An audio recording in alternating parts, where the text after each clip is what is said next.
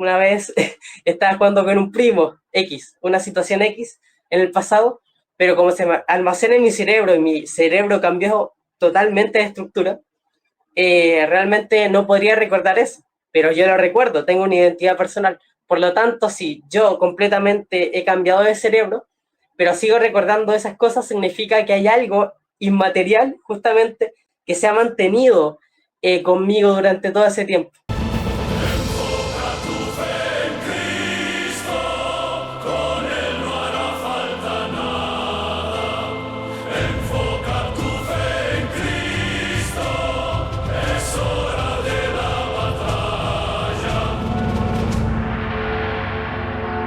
Tenemos aquí un joven tomista como los que ya vimos en el evento. Para los que no lo han visto aquí en el canal, hicimos a final de año un evento que fue el evento tomista de fin de año, donde estábamos abordando el tema de la existencia del alma según Santo Tomás de Aquino. ¿Por qué? Porque resulta que hay hermanitos que puede que no crean, ¿cierto? Ateos, agnósticos, que puede que no crean en Dios.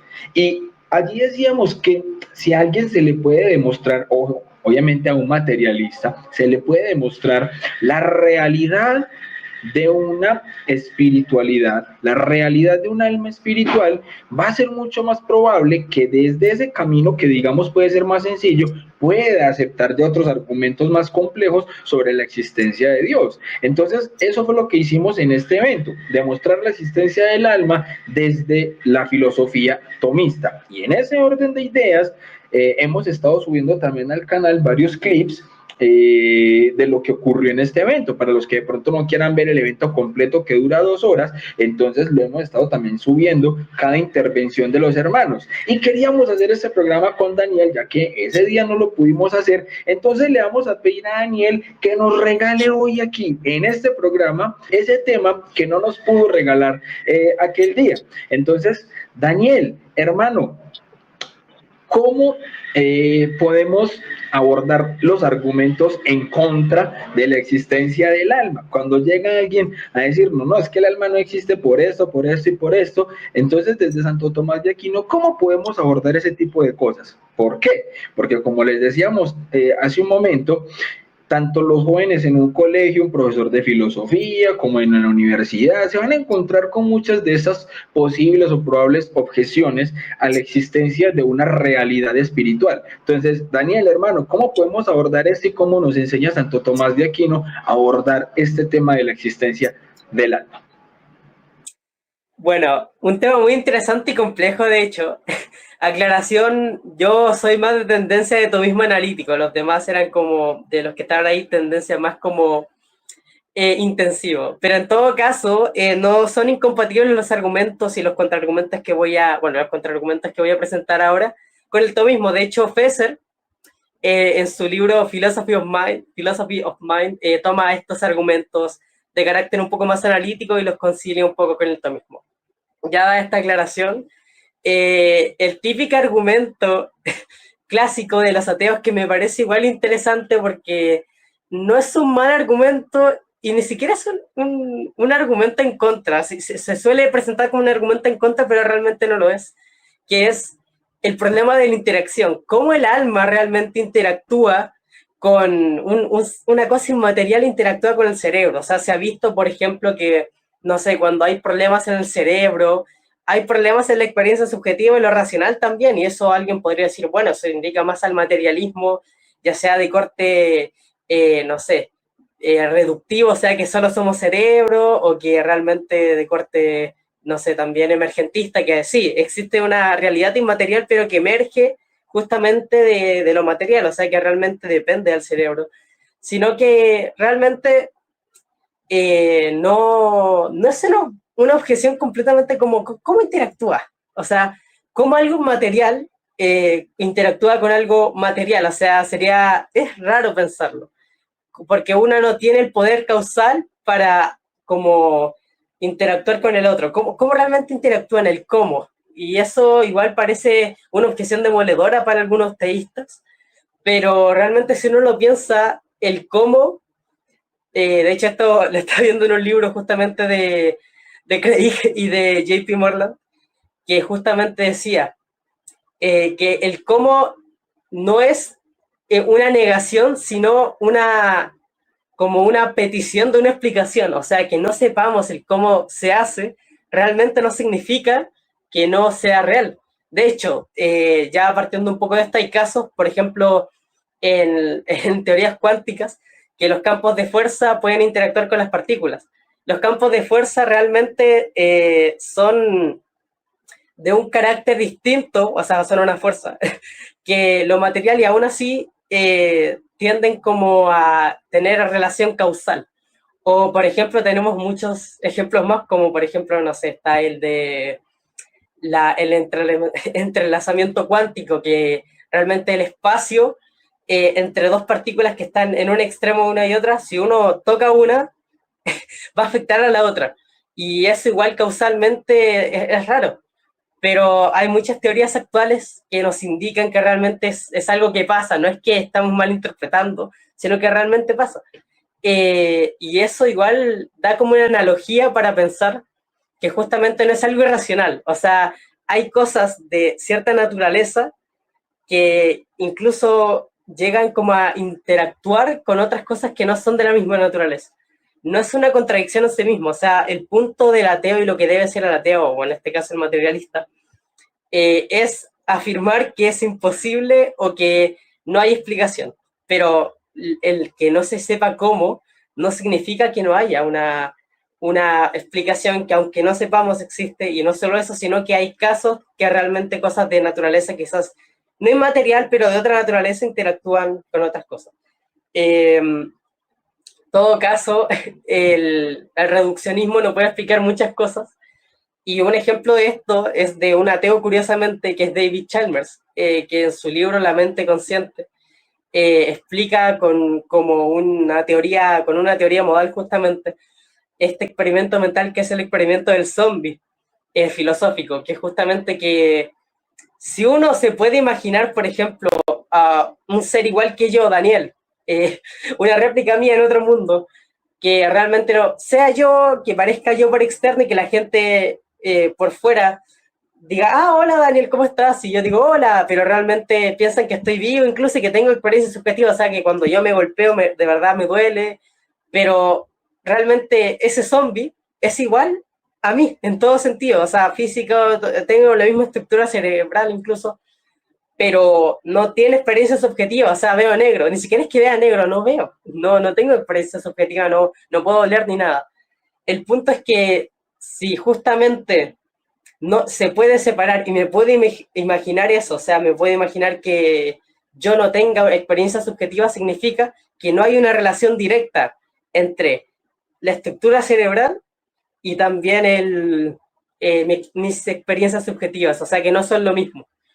El punto es que modalmente, ni siquiera es necesario aceptar la lógica modal, es que justamente si me puedo imaginar a un yo sin experiencia subjetiva, sin sentir nada, pero que parezca que esté vivo, significa que realmente, objetivamente, el cerebro no es lo mismo que la experiencia subjetiva.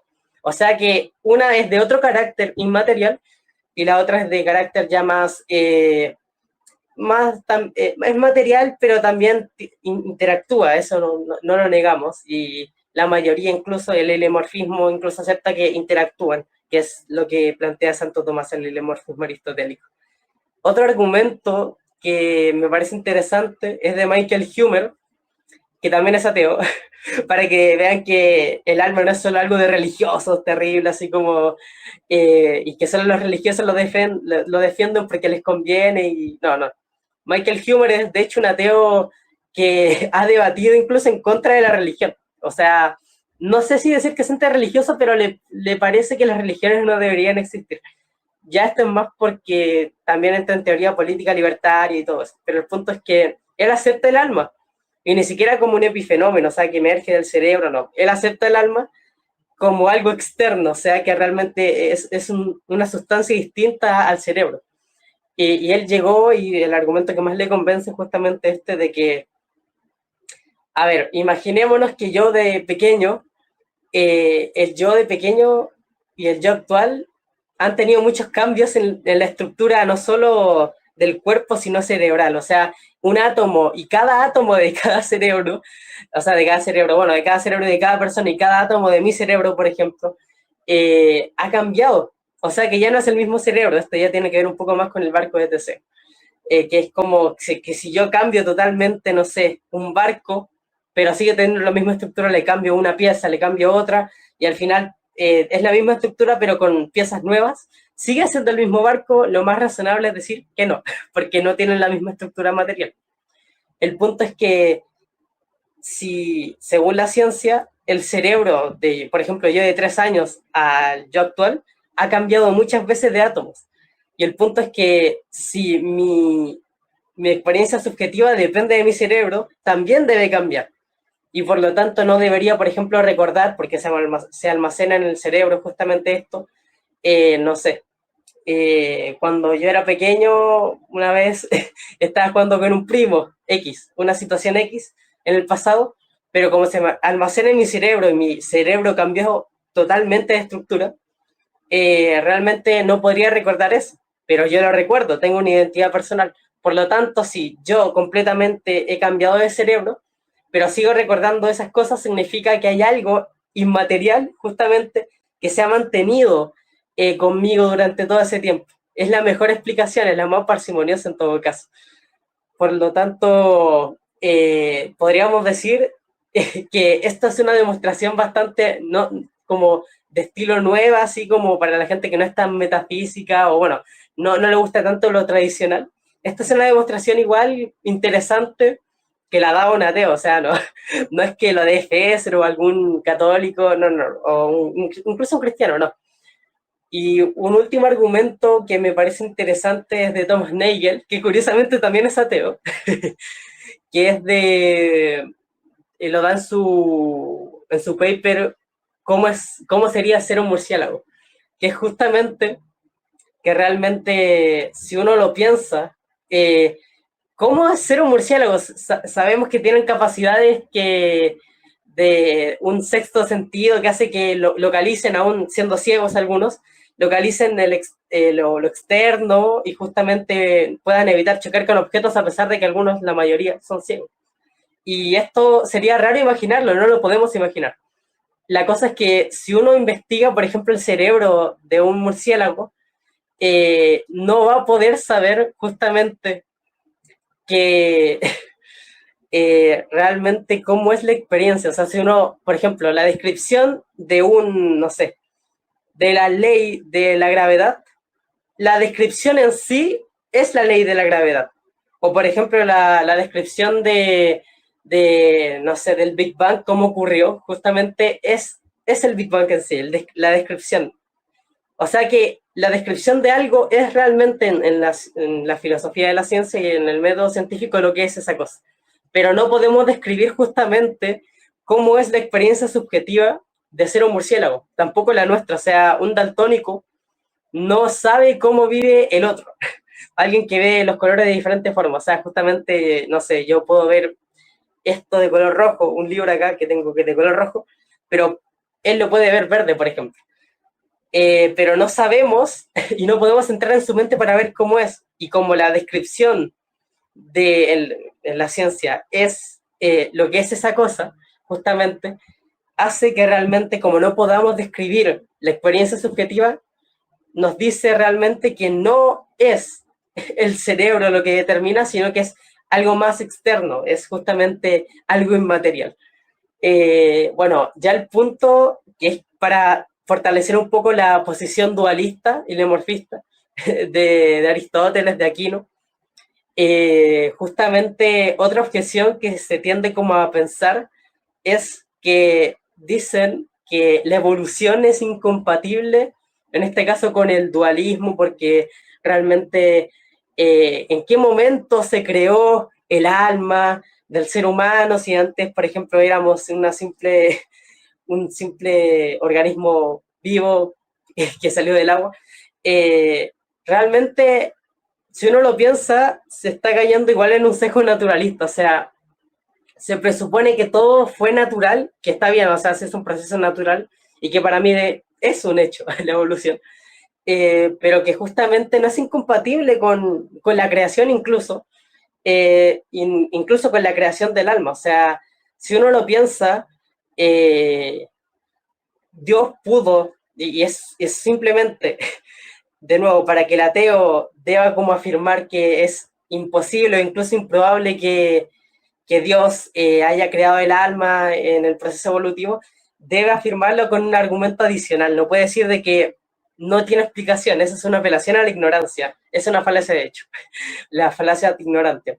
El punto es que justamente Dios pudo, por ejemplo, haber creado un alma simple en el sentido de sensitiva, por ejemplo, sin caer en el cartesianismo de Descartes que decía que los animales no sentían, por ejemplo, pero un alma simple que simplemente siente, que es la experiencia subjetiva de que el animal le duele cuando, no sé, se quema, y justamente eso pasa porque si se quema, así sabe que tiene que hacer algo y se tira a un pozo y así sobrevive, etcétera, que esto responde un poco al sufrimiento animal. Justamente Dios pudo haber creado un alma sensitiva, pero luego cuando ya está el primer ser humano, los primeros dos seres humanos para nosotros, que tampoco es incompatible con la evolución, Dios pudo haberles dado esta capacidad de alma racional. O sea, ya no es solo sensitivo, sino que no solo siente, no solo tiene hambre, no solo, sino que ahora razona. Y bueno, esta es una teoría personal mía, que igual es compatible con la evolución y también con la creación de Dios y esto de Adán y Eva. Justamente Dios, al hacer y al tener razón, ya son conscientes de lo que es bueno y malo. Por lo tanto, el pecado original no necesariamente debe ser, justamente como lo decía Dante en algunas veces sobre la evolución, tan literalista como el Génesis, pero al tener la razón justamente, o sea, al ser seres racionales, ya son capaces de distinguir entre el bien y el mal. Por lo tanto, el pecado, por ejemplo, original, pudo haber sido justamente una acción que vaya contra Dios, sabiendo ellos y teniendo la razón de que ellos, por ejemplo, están haciendo algo malo, no sé, matar a un compañero suyo, etc. Esto es el pecado original y por lo tanto ya se rompe la relación de cierta forma con Dios porque ya tenemos el libre albedrío entre elegir el bien y el mal. Bueno, dada esta explicación, y dado que no es imposible si hay un Dios, y es una crítica interna del cristianismo, así que no estamos presuponiendo nada, justamente no es imposible, incluso es racional, más racional pensar que hubo un Dios guiando la evolución y que de hecho hay un alma, porque si no nos explicaría el proceso de la subjetividad, de cómo sentimos, ya que no se reduce a lo material, e incluso se podría caer en algo que el propio Alvin Plantinga, un filósofo analítico muy respetado, protestante eso sí, pero bastante respetado en la academia, filósofo cristiano, que dice que es el argumento evolutivo contra el naturalismo, que es que realmente si uno lo piensa, la evolución, si solo somos materia, o sea, si solo somos objetos materiales y no tenemos alma ni nada, justamente sería imposible de confiar en nuestras intuiciones. O sea, piénsenlo, la selección natural solo le interesa realmente la reproducción y la sobrevivencia, o sea, que sobrevive y que se reproduzca, pero no le interesa la verdad. De hecho, vemos mucho en eso. O sea, los animales, por ejemplo, algunas veces tienden a tener comportamientos que incluso van contra su propia realidad y que no les convienen, pero que por sobrevivencia y por instinto los tienen, justamente. Y como a la selección natural no le importa la verdad, podría haber, y es muy probable porque no hay nada que lo guíe, podría estar mintiéndonos. O sea, por ejemplo, yo al ver este libro acá, puede que no sea real, yo incluso puede que yo no esté conversando con Will ahora, o puede que incluso yo no tenga, no sé, un ventilador acá o esté en mi pieza porque justamente ya no tengo razón para confiar en mis intuiciones, ya que la selección natural no le importa realmente la verdad, sino la sobrevivencia y la reproducción. Puedo seguir sobreviviendo y reproduciéndome sin tener, por ejemplo, una verdad clara. O sea, alguien podría decir, bueno, ya, pero si nos conviene saber la verdad, por ejemplo, para sobrevivir, por ejemplo, tener la verdad de que hay un oso enfrente mío y así salir corriendo. El punto es que, primero, no necesariamente debe ser así. porque de hecho lo que pasa en el materialismo no es que realmente vemos el oso, sino que lo que pasa no es el contenido en sí, lo que nos dice, sino que el proceso como físico, lo que nos dice, o sea, por ejemplo, cuando yo canto, un ejemplo analógico, cuando yo canto muy alto, si fuera un cantante de ópera, y se rompe una ventana, por ejemplo, no sería el mensaje que yo canto, o sea, una canción de amor o incluso una canción, no sé, de un himno a la alegría, lo que realmente hace que la ventana se rompa, sino la frecuencia. Por lo tanto, el mensaje que se tiene, por ejemplo, en la mente, no es lo que hace que no es la verdad en sí, sino simplemente el hecho de que físicamente reconozco que hay un oso y salgo corriendo. No es el mensaje en sí de que realmente hay un oso, puede ser, no sé, un wombat, un mamut incluso, pero pensando que es un oso y por lo tanto en la selección natural puede decir, ya, hay algo que está, algo peligroso frente a mí, por lo tanto salgo corriendo. Y segundo, aún así, si fuera verdad la objeción, hay cosas que no, que son importantes para el desarrollo actual y que, por ejemplo, no sé, la propia evolución o la ciencia, la historia, que realmente no ayudan a la selección natural, que son de carácter teórico, y por lo tanto tendremos que dudar justamente, por ejemplo, de si realmente existió Hitler, etcétera, porque no podríamos confiar en nuestras intuiciones. Porque en teoría, saber que Hitler existió o que la evolución ocurrió no nos ayuda a sobrevivir ni a reproducirnos. Por lo tanto, tendremos un escepticismo epistémico muy grande. Pero, por ejemplo, en todo caso, si hay un Dios guiando esto, o incluso, no necesariamente, incluso si hay un alma que no sea solo mente material, el cerebro, justamente si hay algo material, ya se explicaría de mejor forma y podríamos confiar en nuestro entorno. Y justamente cosas que realmente cuando yo pienso, esto va a pasar según esta teoría científica y va a pasar, confirman que podemos confiar en nuestras intuiciones. Por lo tanto, es más probable que hay un alma, que no hay un alma y justamente en este esquema naturalista de que realmente no podamos confiar en nada prácticamente, ni siquiera solo en nosotros mismos y ni siquiera en eso, o sea, no sabemos si siquiera tenemos cuerpo porque nos podría estar engañando en la selección natural. Ojo que este argumento algunos lo toman como en contra de la evolución, no, de hecho lo presupone, yo acepto la evolución, siento que todo católico lo debería aceptar racionalmente porque la iglesia no tiene ningún conflicto con eso, de hecho. El punto es que justamente esto es un argumento incompatible entre el ateísmo en su mayor parte de fases, o sea, que solo existe la materia, y la evolución. Y esto, de hecho, hace que realmente el cristianismo o el teísmo sea más compatible con la evolución.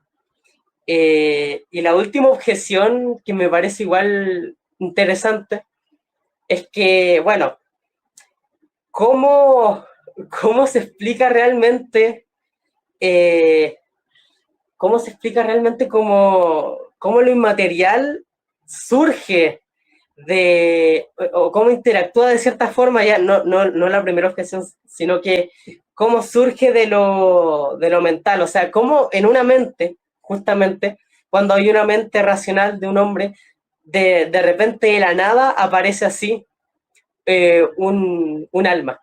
O sea, es como igual en cierta parte es razonable pensar que es un extraño, ¿no? Que es como, ya tengo un cerebro y de la nada ya tengo un alma. De hecho, eso se plantea un poco en el panpsiquismo, que es como que todo tiene cierto carácter mental, etcétera, y que cuando hay cierto grado de complejidad recién hay como, ahí hay una experiencia subjetiva. Ojo que no tiene sentido porque es antiintuitivo pensar que hay cosas que tienen como estados mentales, o sea, según el panpsiquista no tiene, por ejemplo, la roca tiene estado mental, obviamente no tan complejo como nosotros, pero es antiintuitivo porque se esperaría como otro tipo de cosas, según yo. Pero bueno, ese ya es otro tema, ya que el panpsiquismo ya no es tan materialista, sino que es como un paso incluso hacia el dualismo, hacia aceptar que hay un alma. El punto es que, ¿por qué de la nada aparece como un cerebro? O sea, bueno, un alma cuando ya hay un cerebro. ¿En qué momento, por ejemplo, del parto aparece el alma, etcétera? Yo tengo una respuesta personal y también para mí lo importante siempre es como sostener que es más probable o es razonable que no es imposible realmente que pase esto, y con eso ya el ateo pierde, porque ya teniendo argumentos a favor muy fuertes, y no solo eso, sino que también teniendo respuestas que son razonadas y posibles, ya hace que justamente ya esté a favor más la evidencia del dualismo que del materialismo, otro tipo de materialismo ya de tipo emergentista. El punto es que para mí, por ejemplo, Dios, ya esto se puede resolver con Dios. Eso de hecho hacía Leibniz, que justamente esto de que todo está justamente ajustado en el sentido de que mi cerebro y mi alma están ajustados para que actúen de la misma forma. Para mí eso ya es algo más complejo y no estoy al 100% de acuerdo, pero mi punto es que cada vez que nace, por ejemplo, un ser humano, racional, de carácter racional, como todo ser humano, o sea, el ser humano es un animal racional, eh, hace Dios justamente hace que tenga una mente para que justamente esté en su propia naturaleza. O sea, podría haber una ley, por ejemplo, metafísica que plantee Dios, que diga, cada vez que surja un humano o alguien con cierto carácter genético, más que surgir, se haya con consonancia una experiencia subjetiva o incluso un razonamiento para así que se use a conveniencia, justamente. O sea, por ejemplo, cierta estructura cerebral, es un ejemplo, cada vez que hay una cierta estructura cerebral de cierto tipo, una ley metafísica, hace que justamente nazca un alma racional. Y por eso justamente se puede explicar también para la evolución que cuando ya hay un cierto tipo de complejidad, esté el alma porque Dios pudo justamente, no sé si predestinar, pero tener en su plan justamente que cuando haya cierto tipo de complejidad, ya hay un alma para que ya pueda elegir el humano libremente. Así que esas serían las objeciones. Bueno, Dani, mi hermano, excelente. De verdad que muy buena esta parte del programa, porque, claro, obviamente nos abrís un mundo, hermano, muy bonito en ese sentido de poder eh, explicar racionalmente toda esta parte del alma, porque obviamente, a ver, te lo voy a decir por ejemplo con una anécdota. Es algo que, por ejemplo, a mí me costaba mucho cuando yo pasé obviamente desde el tema también del ateísmo, el agnosticismo y todo ese proceso, por ejemplo, que yo tuve. Una de mis objeciones era, por ejemplo, que desde la ciencia se ha demostrado que teníamos un ancestro común, por ejemplo, con una especie de monos, pues por así decirlo, ¿cierto? Entonces, cuando yo estaba en esa parte de agnóstico, para los que de pronto todavía no saben, el agnóstico es el que está como en un punto medio en el que está, bueno, el agnóstico honesto, pues por así decirlo, el que está abierto a que bien sea el ateo, desde su negación de la existencia de Dios, demuestre entonces esa no existencia de Dios, o el creyente demostrar obviamente que sí existe. Entonces, cuando yo estaba en esa parte de agnóstico, a mí me cuestionaba mucho esa parte del alma, ¿ya? Como tal, por nosotros venir obviamente desde del mono, ¿ya? Y obviamente el relato bíblico y todo esto. Entonces, eh, yo lo decía de la siguiente manera, yo tenía una objeción en contra de ambas posturas, tanto una objeción hacia el ateo y una objeción para el creyente, haciendo la misma analogía. Y yo decía, a ver, si es cierto que nosotros venimos del mono, pregunta para el ateo, ¿por qué no vemos monos hoy en día convirtiéndose en seres humanos? ¿Ya? Jaque mate, ateo, ¿ya? Pues el que obviamente apela a esa parte de la evolución, venimos del mono, ok, ¿dónde está la evidencia de que haya monos convirtiéndose en seres humanos? ¿Ya? Y de la misma manera, entonces se lo planteaba al creyente, ¿ya? Que obviamente se apela al relato bíblico de que venimos del barro. Entonces, a ver, ¿cómo hacemos nosotros para identificar que del barro puede salir un ser humano? Y entonces, cuando yo estaba en ese proceso de conversión y que yo a veces he narrado, pues obviamente que Dios me ha dado respuestas, esa parte precisamente a mí me abrió a poder entender de una manera más racional la existencia de Dios. Y es compaginar ambas posturas en un punto medio y entendiéndolo de una forma lógica y racional. No sé si de pronto ya lo habías escuchado, mi hermano, pero es de la siguiente manera. Nosotros como creyentes, como católicos, podemos ir a la Biblia y ver que dice que venimos del barro. Pero si nosotros no entendemos que la Biblia es un conjunto de libros y que por tanto tienen diferentes géneros literarios en su forma de estar escrita, no vamos a entender que, por ejemplo, el Génesis es un libro que es mito histórico y que tiene en 1000 alegorías, ¿ya? Entonces, en ese orden de ideas, yo pensaba, ok, yo le puedo decir a mi esposa, mi hermosa flor, y no por eso alguien tiene que ir a buscarle los pétalos, el tallo, las espinas, ¿cierto? Van a entender y se sobreentiende que estoy haciendo una alegoría y una comparación de mi esposa con algo que es hermoso, ¿cierto? De la misma manera, cuando en la Biblia dice que venimos del barro, es una alegoría que Moisés, quien escribió el Génesis, hizo para hacer referencia a que nosotros venimos de la materia, o sea, ese barro, materia. Y en ese mismo orden de ideas yo voy al ateo y le puedo preguntar, ¿ese mono que usted dice del cual venimos es materia o no es materia? Sí, ese mono es materia. Ok, ya tenemos un punto en común tanto en el creyente como en el ateo, de que ese mono es materia. ¿Sí o no? Ese mono es materia, o sea, venimos de la materia. Ahora, ¿cómo podemos compaginar el hecho de que hoy no veamos monos convirtiéndose en seres humanos? Sencillo, y ahí es donde está la respuesta bíblica al creyente, que Dios sopló un alma espiritual en ese primer par de monos, única y exclusivamente por eso es que ese único par de monos evolucionaron en Homo sapiens sapiens. Fueron los únicos dos monos que podían haber evolucionado en lo que hoy nosotros somos, y de ahí en adelante su descendencia pues obviamente va a adquirir esa naturaleza nueva que acaban de adquirir esas dos materias, que es obviamente seres humanos con un alma racional, que era lo que ya nos explicaba Daniel, y en ese sentido ya podemos entender cómo es que funciona esa cuestión de la razón dentro de la evolución, y por eso uno se puede volar la cabeza tranquilamente y ver que la parte de la evolución no tiene ninguna objeción en cuanto a la parte de la fe y viceversa, y lo podemos entender de esa manera. ¿O qué piensas, Daniel? ¿Me acabo de dar un pie en el tiro o no? No, no, todo perfecto. Una corrección, pero entiendo, todo perfecto, de hecho.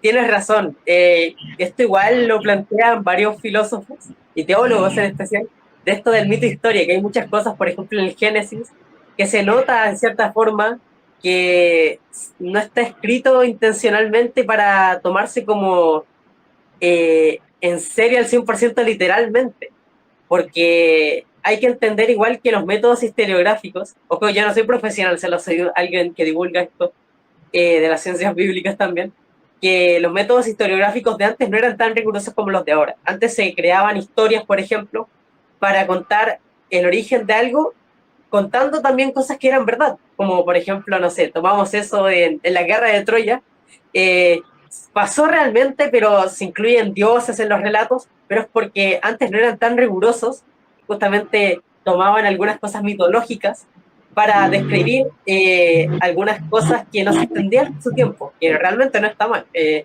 hecho, no está mal esta revelación divina, de hecho tiene sentido, porque por ejemplo, si le hubiera dicho a Moisés, en cierta forma, no sé, eh, algunas personas en su tiempo creían que la Tierra es plana, o el propio Moisés incluso podía pensar eso, pero si Dios le decía que la Tierra no era plana, le iba a sonar raro. Por lo mismo, Dios toma, según la forma de esa persona, la revelación, o sea, realmente el mensaje no es literalmente la palabra de Dios, sino es inspirado por Dios realmente. O sea que, Claro. por ejemplo, a Moisés le dice, bueno, con tu cosmología, plantea el mensaje moral y espiritual que yo quiero dar. Y eso es perfecto y de hecho ayuda también a que se enriquezca la cultura de esa época, porque si no se destruiría completamente la cultura, por ejemplo, eso hace mucho también el catolicismo, que eso es lo que me encanta también, que se adapta a la cultura de ciertos sectores geográficos y eso es perfecto, porque no destruye, sino que construye algo nuevo. Y eso es lo que hace Dios justamente también en los relatos como, por ejemplo, el diluvio y otros que se han cuestionado científicamente, pero no está mal porque no son tomados literalmente y no deben ser tomados así, según el contexto histórico.